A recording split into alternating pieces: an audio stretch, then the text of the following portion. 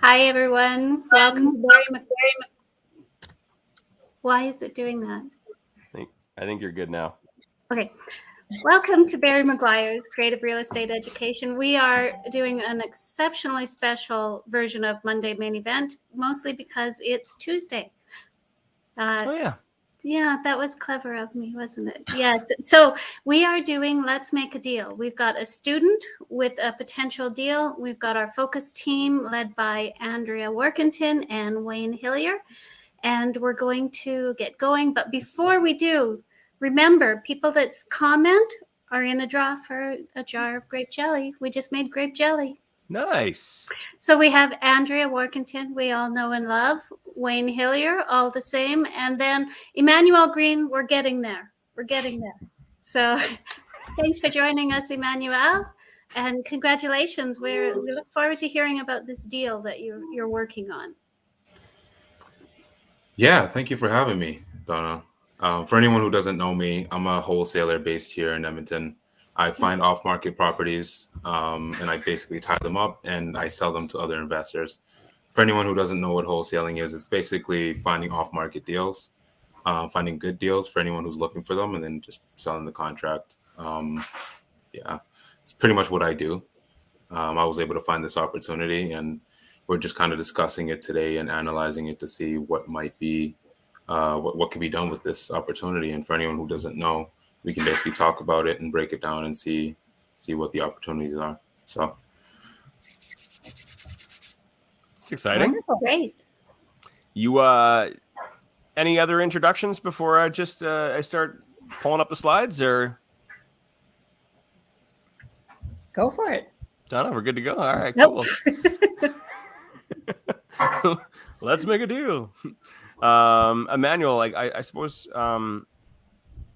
maybe you could start reading it and explaining it, and then Andrea can kind of chime in, and you guys can kind of lead it. Does that sound good? Sure, works with me. Yeah, so with this opportunity, it just kind of fell in my lap, sort of. I got a call from this lady, a call. She was sort of in distress, and she's like, just come to this house. I got this rental property that I've owned for about 10 years, and I'm looking to sell it, but then I don't want to work with the realtor. So I seen one of your signs. I posted one of the bandit signs just in that area, pretty much close to where the property is, and she saw it, and she just reached out. She called my number. We had a brief chat, and I went over to see it, and her story basically is she is a single lady with cancer. Unfortunately, she's gone through multiple different surgeries and stuff like that, and she wasn't able to manage this thing. So she left it with her neighbors, who didn't take care of the property. They left it a mess, but pretty much what motivated her to sell is because of that. She just couldn't handle it anymore, and with all the surgeries and the different things that she's going through, she's just like, I want to sell it. But she also wants to keep some of the equity because she's owned it for so long. And since it was in distress, she knew that it actually wasn't worth market value. So we were able to basically just kind of figure out a win-win situation. And we talked a little bit about what was possible in terms of a seller financing or an agreement for sale. And yeah, she was basically open to it. And yeah, we just kind of, hey, Wayne, it's kind of echoing here. It's all right. I think it's gone now. Yeah. So again, the tenants did damage the property. It needed a little bit of work. It needs a little bit of work, but there's definitely some opportunity there. She was actually previously approached by other investors about doing an agreement for sale. They gave her a term that she wasn't open to, which kind of made it easier for me to explain the process to her, since I didn't really have to start from scratch. I just kind of took the explanation that the other people made to her, and I just sort of corrected it and showed her that there were ways for us to negotiate it, work it out, and create a win-win situation there. So I've got the numbers here. Maybe you want to go through that about the details of the finances. Sure. Yeah. So her initial asking price was $190,000. That's pretty close to market value for that area. It's 200,000 to maybe 220 is where she was thinking. But since she considered some of the repairs that need to be done to the property, she thought that 190 or maybe 185 was fair. The assessed value is 194. So I basically just discussed with her what she'd be comfortable walking away with, and that 190,000 seemed to make sense. Her mortgage balance is about 153,000. It needs about maybe 10 to 15,000 conservatively of renovations, mostly just a little bit of touch up. The ARV is about 220 once it's fully repaired with the upgrades.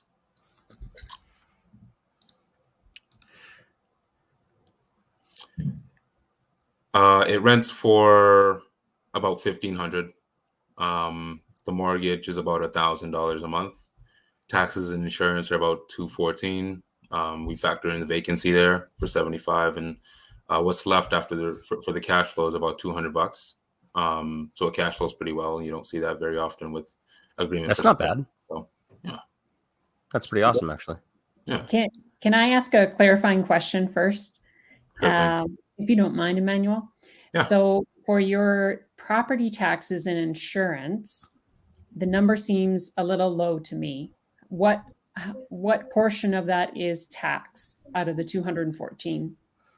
$50. Sorry, tax, not insurance is $50. The rest is Okay. tax. That sounds about right for Leduc. I don't know. I think you better be evaluating more for insurance as a rental. She might only be paying $50 a month. Oh, for insurance. For insurance, Yeah, it's for $50. insurance. 164 for taxes. Yeah. Insurance, yeah, might be a little low. Depends. I would budget at least $100, Emmanuel. I know that's going to change your numbers. Plus, Yeah. also you have nothing in there for repairs and maintenance, and that's not realistic for a Yeah. rental. So I think you need to put in 8% repairs and maintenance and redo your math, and you're probably going to be break even. I can see that. Yeah. Yeah, but Totally right. continue on. That's just my initial thoughts. Continue on. No, you're absolutely right.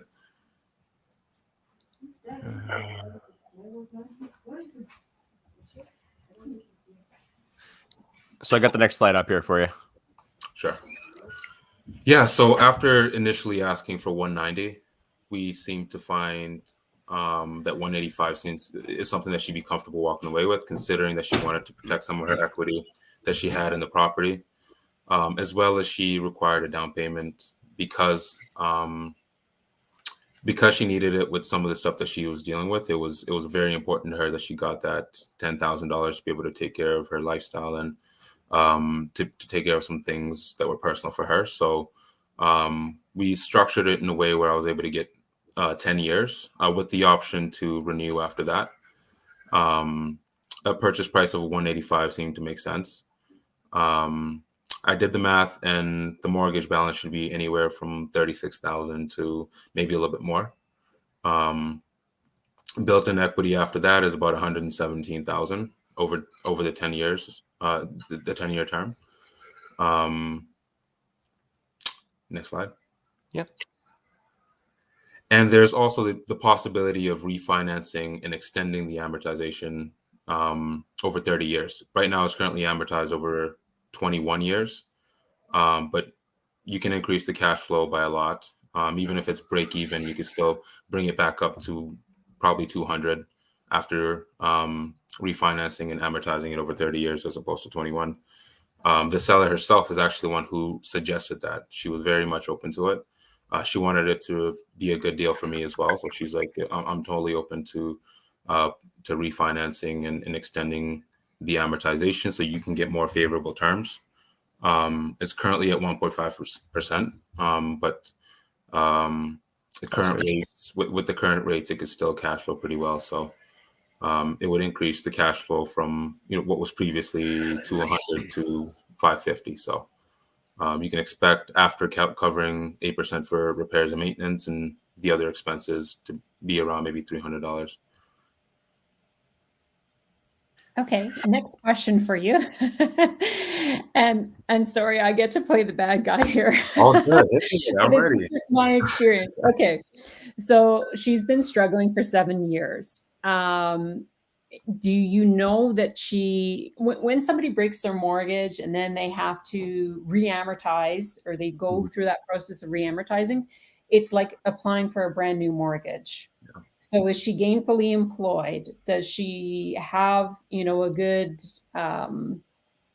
good credit and all those things in order for either her existing lending institution or to go to a mortgage broker to actually be able to refinance? Because most people who've been going through health issues for that amount of time, it usually drains their finances, or they may be living off credit cards. So did you talk to her about what her personal financial position is? I did briefly. I asked her if she was currently employed. She actually just applied to a new job, working at a shelter. Not volunteering. She's doing it full time. She is currently repairing her credit. It has been damaged over the last 7 years, but she's currently working on it right now. The possibility of her refinancing, we haven't gone that deep yet, but she thinks that she has a pretty good chance of getting that approved.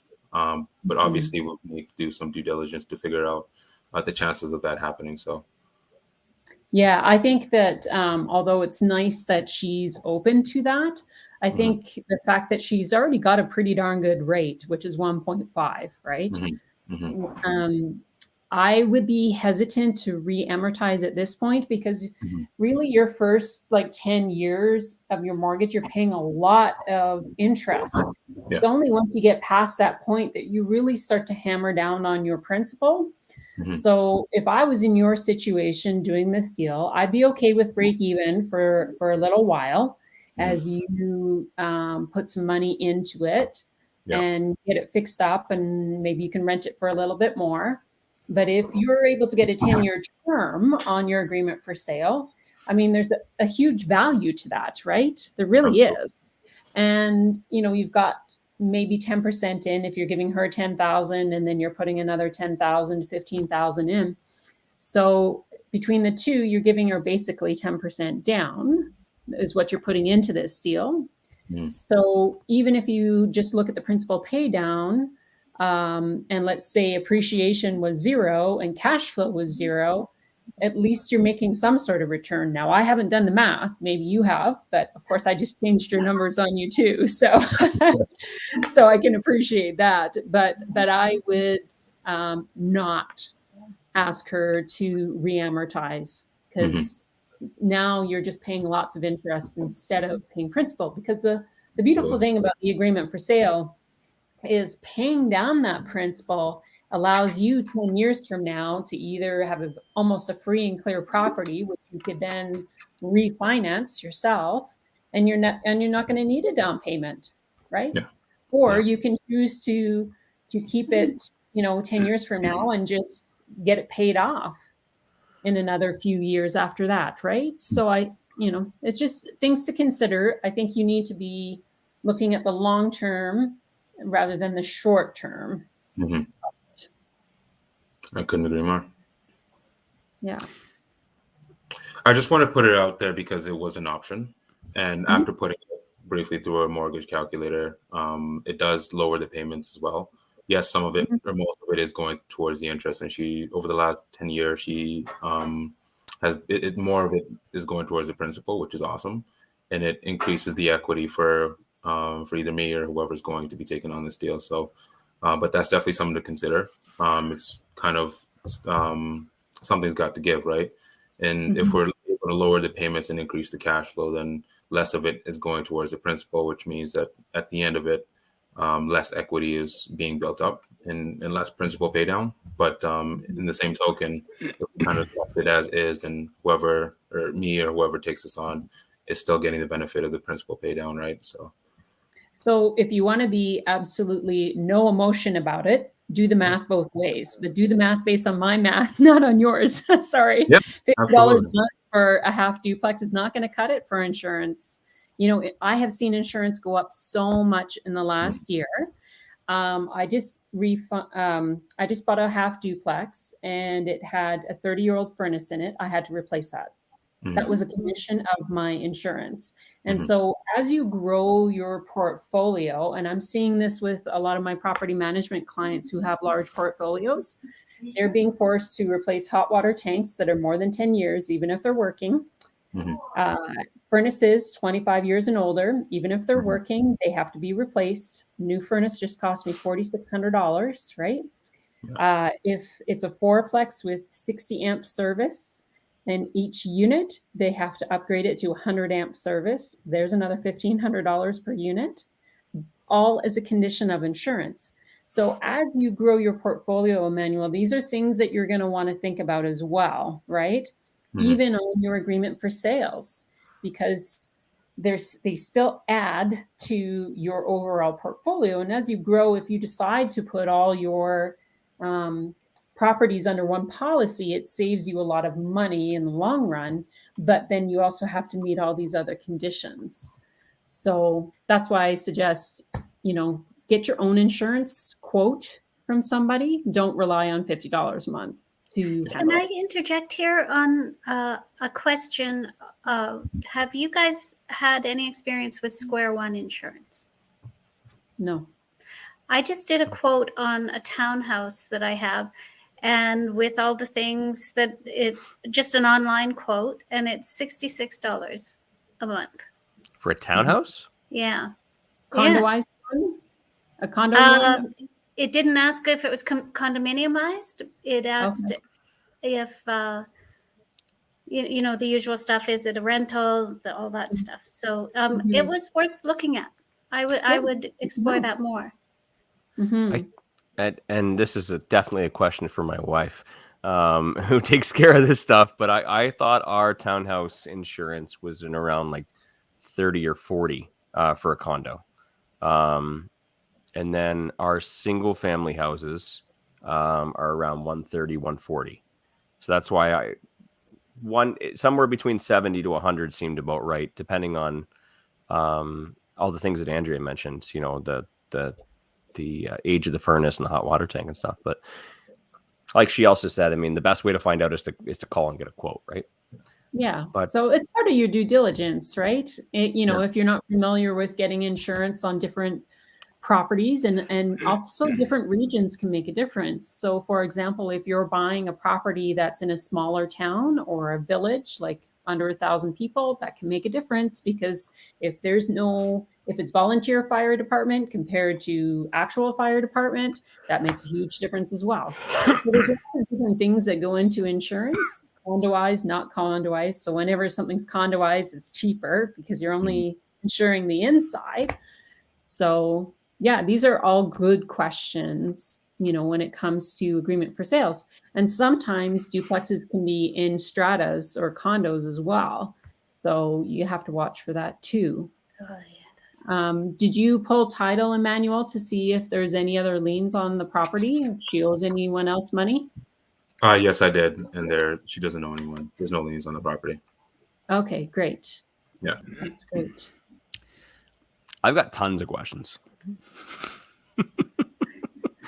Imagine that, hey? Yeah, because I'm looking at this. I'm looking from lots of different types of questions. So I'll just kind of see where things go, and then I'll ask accordingly. Let's start with risk. And I don't really want to. I don't want to be the one. I was hoping somebody else would bring this up. I don't want to be the one that brings it up. But how serious is the cancer? She's beat it, so she's overcoming right now. Okay. Yeah. If this was something that was, on the decline, I mean, that's a bit of a.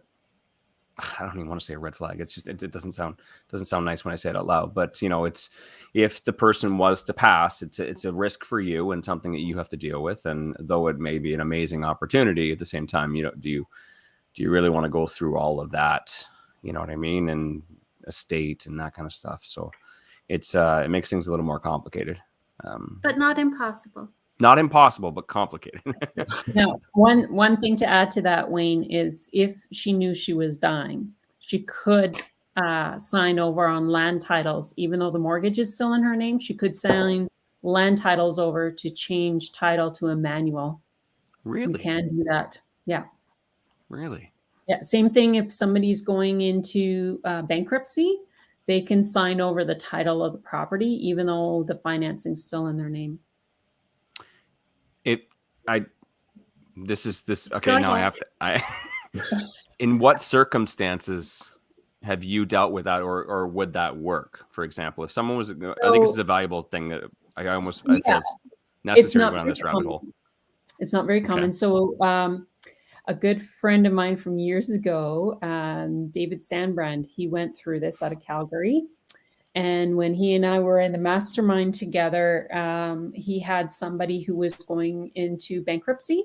And so what they did is they just met him at land titles. They filled out the document, signed it, and he just signed the title over. So his name was still on the mortgage, but he signed title over. And that's something that's actually way more common in the US, where you take title and you own that thing forever. So between the title and having a power of attorney, he could renew that mortgage as many times as he wanted because he now owns that property. Interesting. Yeah. Interesting. I had something come across my desk yesterday that was perfect timing for that. So sorry, I kind of hijacked it a little bit. I wanted to hear about that. Okay, we've got Andrea now. You know, you ask the questions when you've got her here. So Absolutely. It's not common, and most people don't understand that you can do it. You can. The big hesitancy for most people to sign title over is now there's no going back. There's no recourse. And the fact that the financing is still in their name, but you've got that power of attorney. I mean, this is why it's so popular. This strategy is so popular in the States. The big difference between the States and Canada is in the States, you sign a 30-year mortgage, right? Typically, or a lot of times. And so when you do an agreement for sale, or they call it like getting the deed down there, to use Ron LeGrand language. So when you get the deed, it's yours forever. And that's why they do a lot of rent to owns, and they never care if anyone actually qualifies or not, because they own that property. They're under no timeline, right? Mm-hmm. Like that's yours. You never need to qualify for a mortgage. So because in Canada, we typically have most people sign up for 5-year terms, most people want to get free of their credit, like free up their credit so they can move on to purchase on their own home. So yeah, just something a little different. everybody should be writing this stuff down. I am. Okay. You learn new stuff every day. There you every go. day. Yes. I guess I'm curious if she doesn't do the deal with you, Emmanuel. Mm-hmm. I'm always looking at options. Like this is a good option. If she doesn't have you as an option, what's her backup options? So how much is she? Go ahead. Yeah, most people are uninformed. So it's, at least she has some equity. So she could always list it with a realtor and just, blow it out, right? Or, she could give the keys back to the bank, but she'd be foolish to do that if she has some equity in it, which she approximately, let's say she's got, after realtor fees, $20,000 left. It's one of those things where she has a few options, unlike some people. So here's a scenario that I think we all can learn from. And this is the first time I came across this more recently. So 2 people on title, now divorced. He lives in the States. She's here in Red Deer. And he has not filed the last 7 years of taxes in Canada. So I can't do an agreement for sale until he does his taxes. And he's doing and of course, he won't even talk to me. He won't talk to her. She's allowed to message him through Messenger, but that's it. So we don't know where he is. We don't have a phone number for him. Now, how did you find out that he didn't? So is that part of diligence? I've never thought to ask that question. Yeah. So actually, their lawyer. So as you know, I have a lawyer I like to refer all my sellers to. And I guess it was part of her due diligence in talking to them. So she must have phoned him down in the States and said, hey, because he was all for the deal until he found out he had to file his last 7 years of taxes. And so she said, you know what, Revenue Canada could come after him and his name's on this title. So we won't do this deal until he files his taxes. And he still hasn't filed. So now this woman who owes what it's worth has spent all of her savings over this summer waiting for him to file taxes, and he still has not done it. She is out of options. It's give the keys back to the bank. And I mean, she's stressed beyond belief that the house has been destroyed by the last set of tenants. The roof is leaking. Like there's nothing, she has no out. She really doesn't. And yeah. So maybe giving it back to the bank just to lift that weight. Yes. Exactly. So, I mean, sometimes I'm still learning. There's still new situations that I come across. So, yeah. So maybe that's part of everyone's due diligence now. Ask your seller, have they filed their last year's taxes? Because if they haven't, and there's any equity in there, Revenue Canada could theoretically try and slap a lien on it. So. Well, aren't you just full of sunshine and rainbows today? You're just shitting all over this, Andrea. I'm not shitting on Emmanuel's deal. I think I would consider that deal. I'm not saying she owes. And I'm not pointing this at you at all, but I also feel that a lot of people, when they take the agreement for sale course, and then they start hearing all these things, which are very in-depth, great, in-depth, great information, but then they get all wound up in it, and then they don't take any action because they're like, oh, what if the person didn't pay their taxes for the last 7 years, right? So this is valuable information that you make notes of, but don't let it discourage you from taking action. Hey, like Emmanuel is. I've probably done 10 agreement for sales this year. So there's lots of deals out there. And so, don't let that stop you. Yeah. So in the event that she doesn't do the deal with you, Emmanuel, it sounds like she probably have to sell it because she's not going to rent it. She's out of province, right? No, she's still in the province. Wasn't she somewhere else? Yes. No, she's just outside of Leduc. Okay. The town, but no, she doesn't want to rent it. She's just done with rentals. At this point, she just doesn't want to hold on to this any longer. Her only option right now is just to sell it at a discount, and that's something that her and I discussed, is the possibility of just selling it at what she owes on the mortgage. I explained the numbers on the flip, and she completely understands it, and she's like, if this doesn't make sense, then and if I just want to walk away from this, and if I can't sell it through a realtor, then that's something I'll be willing to give to you. So that's something that's kind of in my back pocket. There's looking at it as a flip as well. So, I think you got to think about it, Emmanuel, is you're offering her $10,000. She doesn't have to deal with any realtors. She doesn't have to clean the property. She doesn't have to do anything, and she's done. Right? So you're offering her a hassle-free solution. Why would she not say yes to that? Right? Yeah. Absolutely. So have you got it under contract?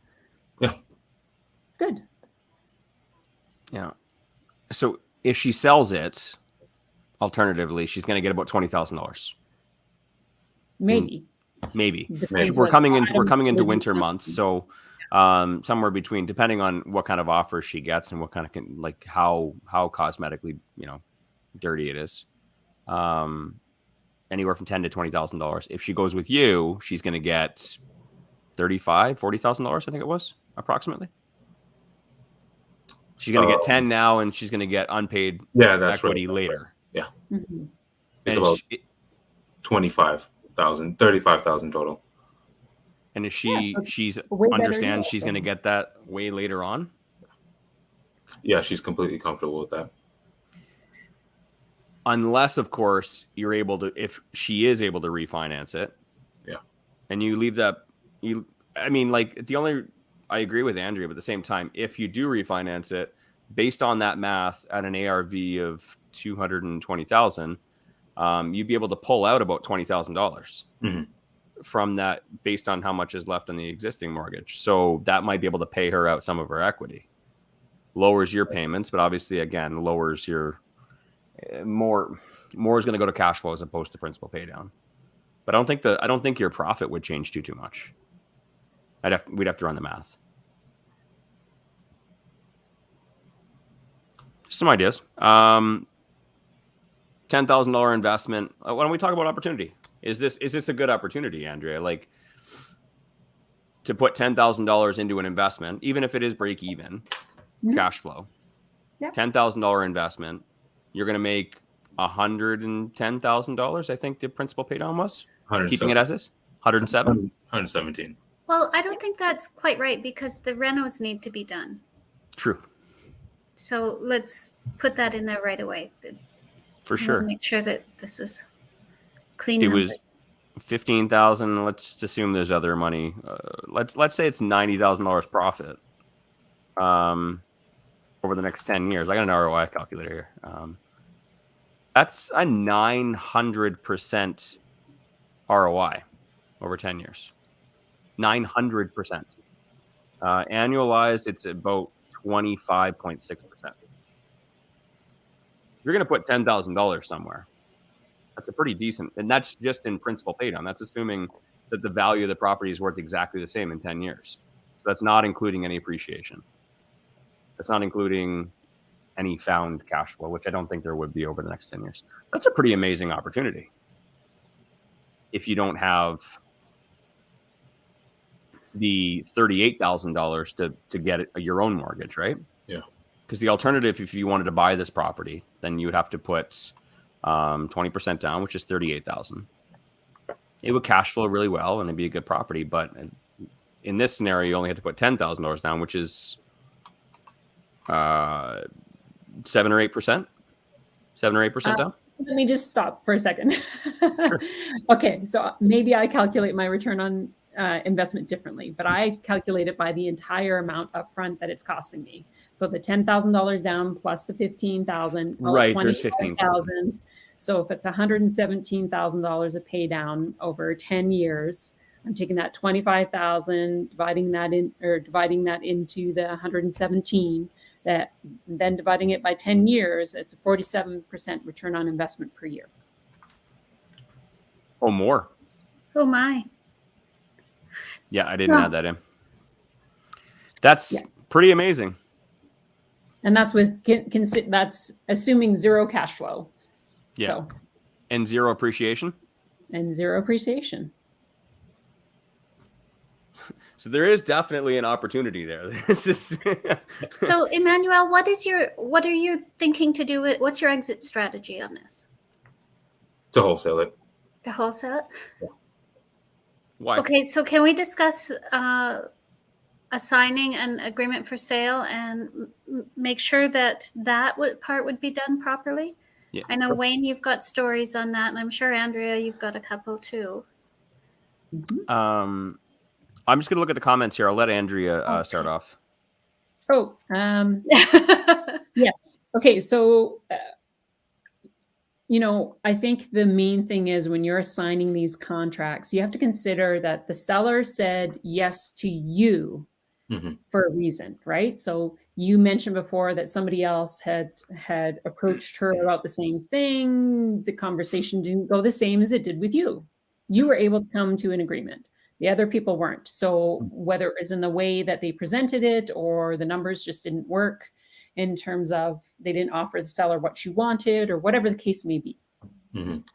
You have to consider that if you're going to assign this contract to somebody else, there should be somebody with some experience who understands what the ramifications are of the agreement for sale. So I take it very seriously that somebody's given me some power over their credit, because if I don't pay their mortgage, I'm affecting their credit, first of all, right? But they're also giving me something of an investment because in this case, she's signed on the dotted line for $153,000 and you're going to earn $117,000 over the next 10 years through principal pay down. So, I want to be respectful of that. So you just need to make sure whoever you're going to assign this contract has the same ethical and honesty and all these things, positive things. This should not be their first deal. This should be somebody with some experience, ideally, who has a track record, who understands, what's at risk for that person. I don't, this is one of the things that I didn't really like when, I took my training initially. The American kind of way of doing things is, well, we don't really care because it's not our name on the financing. And I'm like, oh my God, like, how can you think of people that way? So they need to have a conscious, right? Like, and this is part of the reason why I do set up those joint bank accounts between sellers and buyers. So even the odd time that I've done an assignment, I make sure that's done. And even as a realtor doing these deals now, helping people do these agreement for sale deals, I like to make sure that is done because it needs to be an open process so both parties can see the payments are being made, right? Because that continues to build trust. And so I think that you can actually write that in as part of the condition of the agreement for sale. And to kind of give you like a little example, I recently got another designation. I know you're going to laugh. Of course you did. I have been named attorney between two parties on an agreement for sale. Oh. Yeah. Oh. So I'm the one that's making sure all the payments are made and all that kind of thing because the seller really did not want to sign that power of attorney. They did sign a limited power of attorney, but I was named as attorney without the salary, without the corner office to be the go-between. And it's not fun all the time because the seller is under one understanding than the buyer is. And sometimes that's the problem when you're dealing realtor to realtor and the seller and buyer aren't able to talk directly. But now I've got a new designation without the fancy salary. So that's a lot of work. It is a lot of work. It can be a lot of work to properly assign an agreement for sale because it's so important for the seller that it go properly. Yeah. Exactly. Yeah. Absolutely. Ensure that, it's so complicated and I don't know how far I really want to get into it, but make sure that you are signing the purchase contract and the seller financing schedule and don't close on the agreement for sale and then assign your agreement for sale because,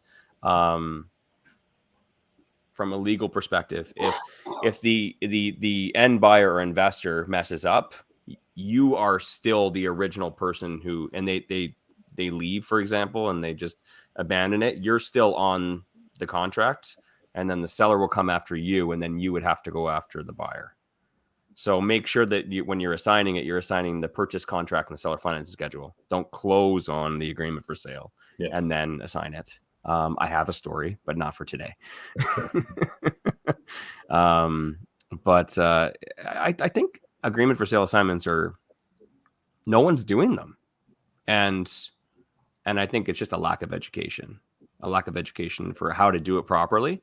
A lack of education for investors who really understand agreement for sales and how much of an opportunity, like these numbers right here, a $10,000 investment, and 46% annualized return. A lot of people don't realize that and realize how much of an opportunity it is. So there's some really cool stuff that can be done with that.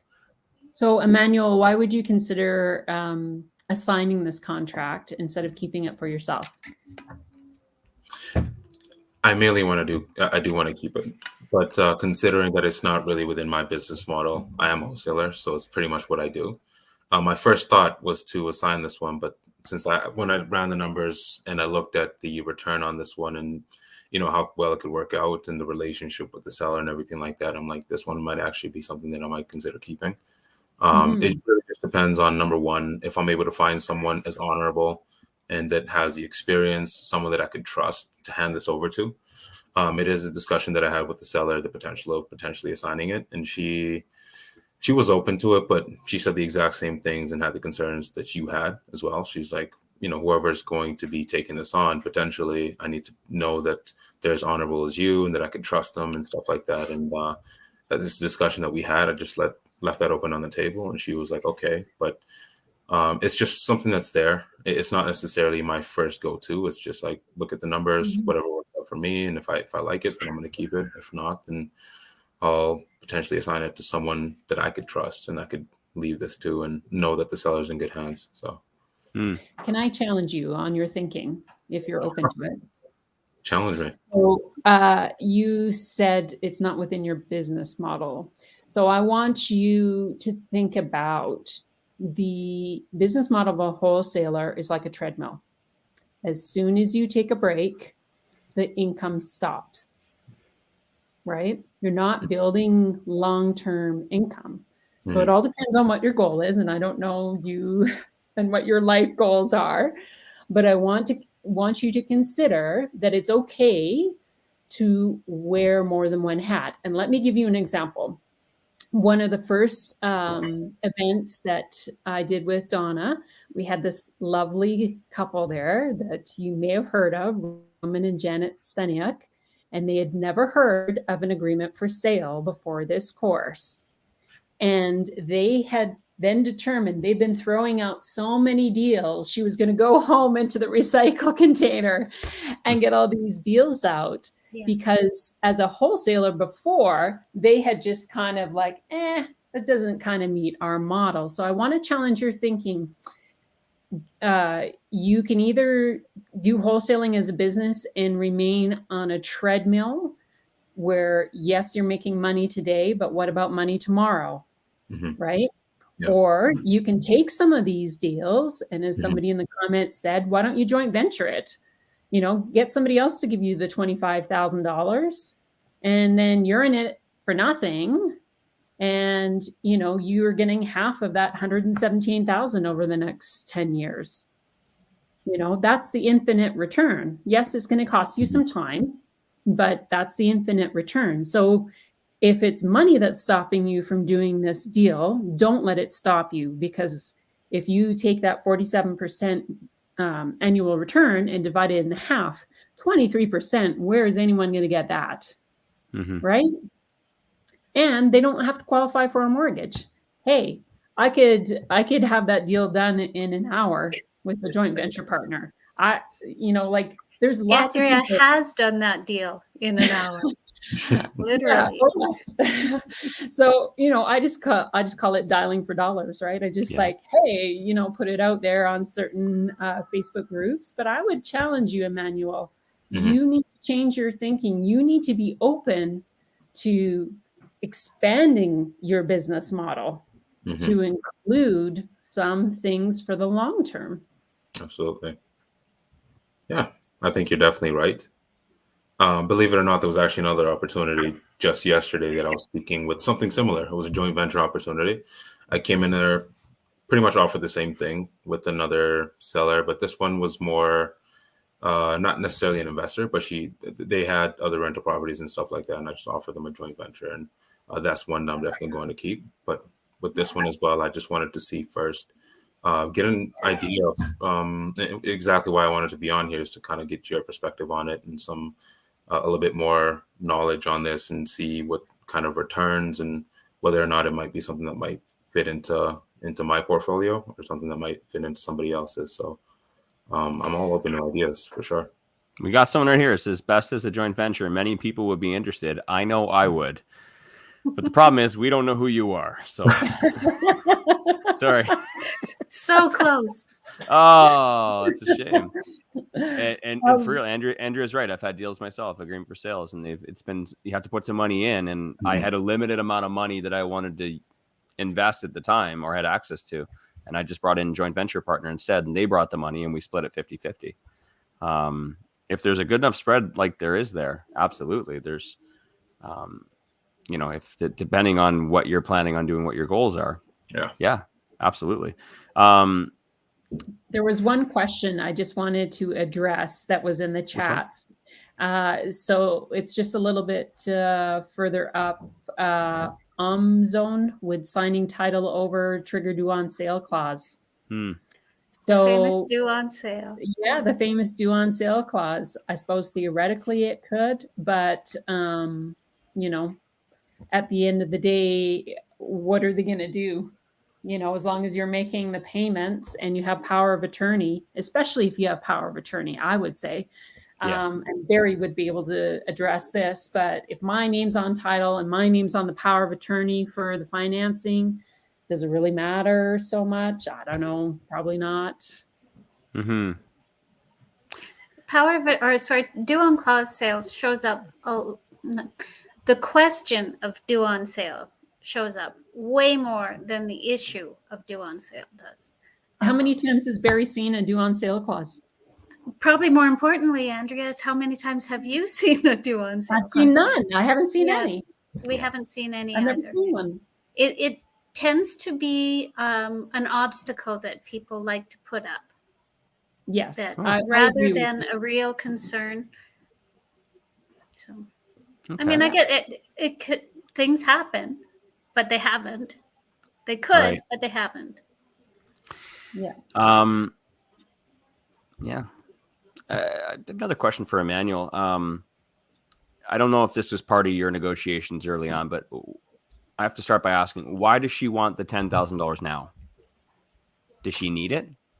Yeah, she needs it. She has, again, some personal things, some bills to pay and some medical bills and stuff like that. And she's got to take care of some of her animals, apparently. But yeah, she's got a lot going on. It sounds like BS. Just to answer the question, I got animals and bills and She doesn't have to tell you that she can negotiate it. She can use it for crack if that's what she wants her 10,000 for. That's none of your business, mister. True, but it's as a good negotiator, you should be digging deep into finding out whether that's just I want it or I need it, because this could make a difference of making this. If this were if this deal wasn't good, it could make it a good deal. Finding out what do you really need it for and asking those questions, because if she doesn't need it right now, maybe you can have it as a stipulation for her, like for the refinance. You know what I mean? Hey, if you can get to that refinance, then when we refinance it and at the new appraised value, you'll be able to pull your equity out at that time. And so now it's in her hands. You need to go get a job. You need to get qualified for a refinance. If you do, you can pull your equity out at that time. That way you don't have to bring any money, and then you don't have to bring a contribution. You know what I mean? It could be out of her equity, and that's on her. So that way you're getting into it for less money down. Makes it a lot easier to assign it too. If you were looking to assign it, there's already $10,000, and then you're probably going to want to throw $5,000 assignment fee on there. So that, makes it a little less appealing to an investor. But anyways, I asked, because I was curious why she needed it and if she needed it. I should say, don't buy crack. Don't buy $10,000 worth. That's a lot of crack. That was probably a lot. I don't know, but Post in the comments. What is the going rate for crack? Andrea would know. She worked in that. It's been a long time since I was working undercover. Okay, Don't ask me about Donna, the you should add a little more context for the people who don't know Andrea. They can go back, meet the focus team. That's the topic. It's tagged in the man. group. No, but Wayne, I was gonna ask, would Yes. that go in the conditions as well? Like, would that have to be added into the terms or the conditions? It would for just her be to get that done. The refund?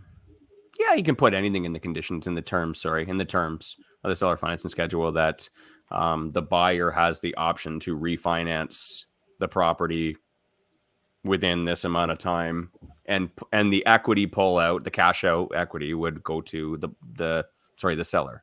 Would go to the seller. Yeah, I think it's actually better to put it into the agreement for sale document, because that's something that's going to happen down the road. Right. And really, that agreement for sale is like a mortgage between you and that seller, right? So if you have the right to renew or extend or blend and extend or whatever the mortgage thing is that you're going to do, it would be best to be in the agreement for sale. Really, just the realtor contract and the financing schedule is a starting point for the actual agreement for sale document.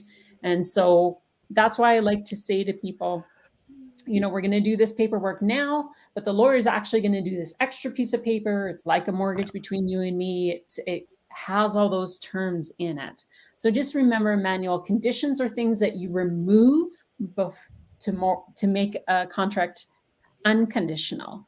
So terms are things that last forever in the agreement.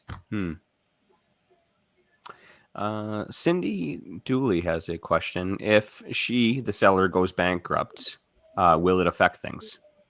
No, it's a simple thing.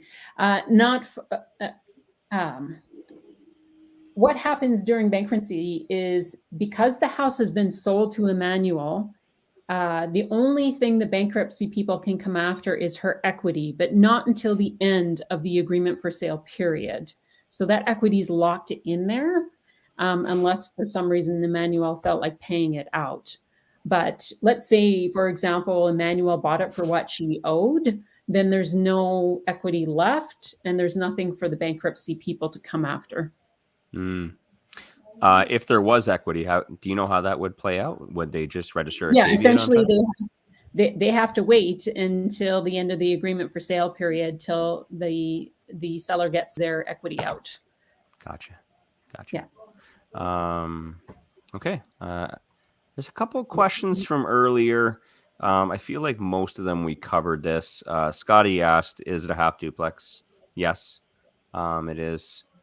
And Donna had put this in here earlier that it's great resource for agreement for sale is obviously the agreement for sale home study kit, which you can find there. For anyone Right, who's Emmanuel? what's Right? that? Okay, I didn't catch that. that's all right. Your nod was all I was looking for on that, so it's okay. Oh, yes. There. For those of you that are joining in that have no idea what the heck we're talking about, there's a course that'll teach you how to do all these cool things, and you can find it there at the link below. There was another question from Scott. Actually, he asked, "Who'd pay for any repairs and vacancy if you were to do a joint venture with someone else?" Well, it all depends on who you put, what you assign to each person, really. That's something that's negotiable. Most people choose to split it 50-50, and if they're in a 50-50 joint venture. If they're in a different split, then you would split that if there was no reserve funds to cover that or no cash flow to cover that. I do actually have one joint venture partner who initially, until we had quite a large reserve, they always paid for it. And in exchange, I did all the property management. So it's whatever you can negotiate. Okay.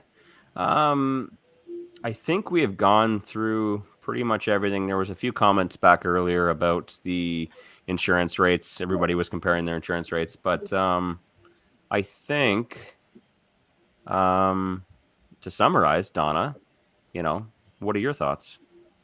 Well, Emmanuel, do you have any more questions on this? Anything you came up across with this specific deal that we haven't addressed? I don't have any in mind right now, Okay. but when I do, then I'll definitely contact one of you guys, probably Andrea. Fine. You too, Donna. You too. Thank you. But no, I think every question that I had was pretty much answered today. I got a lot of value from this. I still need to know who would take this on. Is this real? Oh, and now we got to find out who is that person that said I would definitely. Who's the mystery? What is it? Is it a deal or no deal, guys? What do you think? I'm giving thumbs up. I think it's one that you would certainly want to keep for a while. Mm-hmm. It said Yenga. This is all about recognizing the opportunities, right? Absolutely. I like it as a JV as well. I'm glad Andrew brought that up because there's definitely some opportunities there. Absolutely. I always knew that you could structure JVs in any way possible, but with the agreement for sales, I wasn't too sure how you would structure it. But I definitely think that that's something that's an option for anyone who might be interested in going into this with me and sees the opportunities. Then I'm open to that. Mm-hmm. That's awesome. Great. Okay, guys. One last comment. I might know a few people quite interested. Not for me at the moment, but thank you all. So talk to Cindy. Yeah, anytime you can put $10,000 in or $25,000 in and make $107 just with mortgage paid on, that's pretty decent. not including all the other desserts and that come from real estate investment. So I think you definitely got something there. Yeah. Thank you, everyone. Thank you that it? guys. Andrea, so much for joining us. Wayne, as always, and Emmanuel, great job bringing us a deal worth potentially making a deal. Congrats on the deal, man. Thank you. Thank you guys for having me. Absolutely. All right. Have a good night, Thanks, everyone. everyone.